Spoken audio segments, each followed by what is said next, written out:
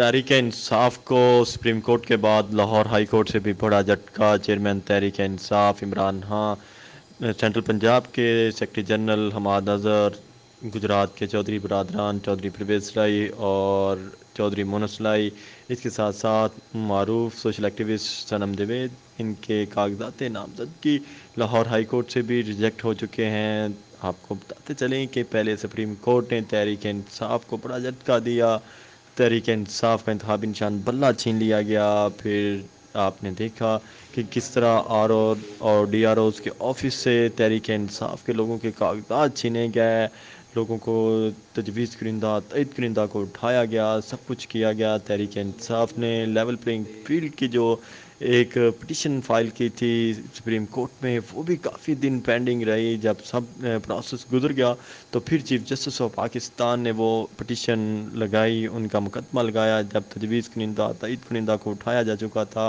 उम्मीदवारान को हरासा किया जा चुका था, फिर वो पिटिशन लगी जब वो सारा वक्त गुजर चुका था।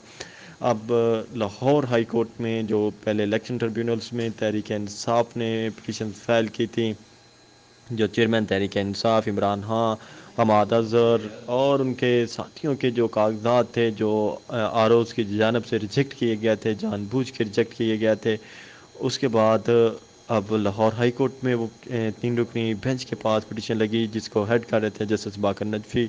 उन्होंने वो पिटिशन उड़ा के रख दी है। इसके साथ साथ आपको बताते चलें कि कप्तान के वाइस कप्तान शामुद कुरैशी की भी लगे हुए थे, जो मुल्तान के 148 से वो इलेक्शन कंटेस्ट कर रहे हैं, वहाँ से भी उनके जो कागजात हैं वो नामजदगी वो आर ओज़ ने पहले रिजेक्ट किए, फिर इलेक्शन ट्रिब्यूनल्स ने किए, अब हाई कोर्ट ने कर दिए हैं।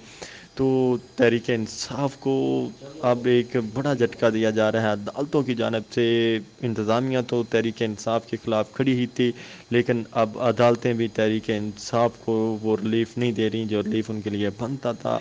आर ओज़ टी आर ओज़ जिस तरह एक पार्टी बने हुए थे तहरीक इंसाफ के ख़िलाफ़, अब यही महसूस होता है कि अदालतें भी तहरीक इंसाफ के ख़िलाफ़ एक पार्टी का किरदार अदा कर रही हैं।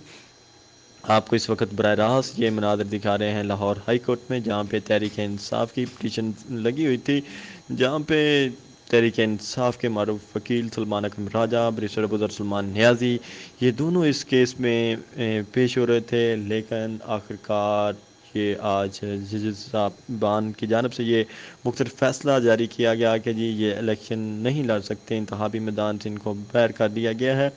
अब आपको बताते चलें कि तहरीक इंसाफ की जानब से NA 122 से तो सरदार लतीफ़ खां खोसा हैं चेयरमैन तहरीक इंसाफ की रिप्लेसमेंट पे, और मियांवाली से बैरिस्टर उमैर नियाज़ी अब इलेक्शन कंटेस्ट करेंगे। और इसके साथ साथ आपको बताते चलें कि चौधरी परवेज़ लाई की जगह पे मोहम्मद खां भट्टी और उनका बेटा साजिद खां भट्टी इलेक्शन कंटेस्ट करेंगे। इस वक्त बराह रास्त आपको ये मनाज़र हम जो दिखा रहे हैं ये लाहौर हाई कोर्ट पे हैं, जहाँ पे जस्टिस बाकर नजफ़ी ने आज एक बड़ा फ़ैसला सुनाया है।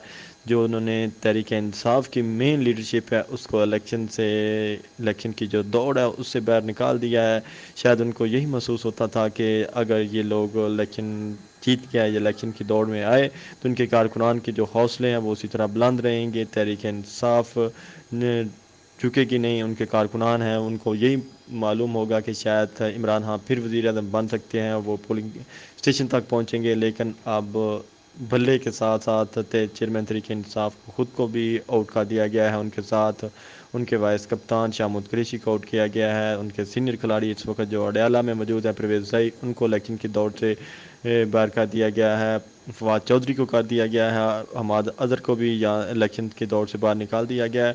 तो अब ये देखना है कि तहरीक इंसाफ किस तरह इसका मुकाबला करती है, किस तरह इन चीज़ों को हैंडल किया जाता है। ये तहरीक इंसाफ के वकील अदर सदीक एडवोकेट जो वहाँ पे पेश हो रहे थे वो भी इस वक्त मौजूद हैं अदालत के अंदर। ये फैसला सुनने के बाद उनके तासरात आप देख सकते हैं कि क्या उनके चेहरे के